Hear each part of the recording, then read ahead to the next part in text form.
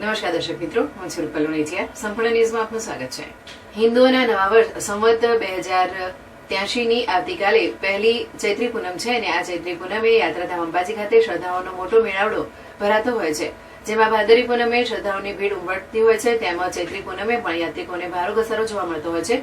ત્યારે ચૈત્રી પૂનમ પૂર્વે આજે ચૈત્ર સુદ 14 ભક્તોનું ઘોડાપુર જોવા મળ્યું હતું. તેટલું જ નહીં, સેંકડોની સંખ્યામાં શ્રદ્ધાળુઓ સાથે માંડવીને ફૂલોના ગરબા લઈ અંબાજી મંદિરે પહોંચતા જોવા મળ્યા હતા, જેમાં કેટલાક સંઘો 50 વર્ષથી તો કેટલાક સંઘો 100 વર્ષ ઉપરાંતથી આ ચૈત્રી પૂનમના પર્વે પોતાની માનતા મુજબ ફૂલોના ગરબા લઈને માતાજીના દ્વારે માનતા પૂરી કરવા પહોંચે છે. આજે પણ મહેસાણા જિલ્લાના હજારોની સંખ્યામાં શ્રદ્ધાળુઓ ફૂલોના ગરબા લઈ પરંપરાગત રીતે પૂનમ પૂર્વે 14 માતાજીને ગરબા અર્પણ કરી માનતા પૂરી કરી હતી.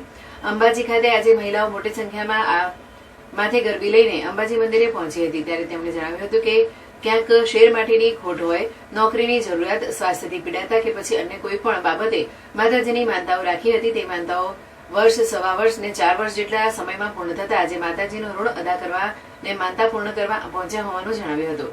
જોકે હાલ તબક્કે એપ્રિલ શરૂ થતા ગરમીએ પોતાનો પરચો બતાવવાનું શરૂ કરી દીધું છે. ત્યારે આટલા ધોમધખતા તાપમાં પણ પોતાની માનતા પૂર્ણ થતા એક મહિલા દંડવત પ્રણામ કરતા માના દ્વારે પહોંચતા નજરે પડ્યા હતા.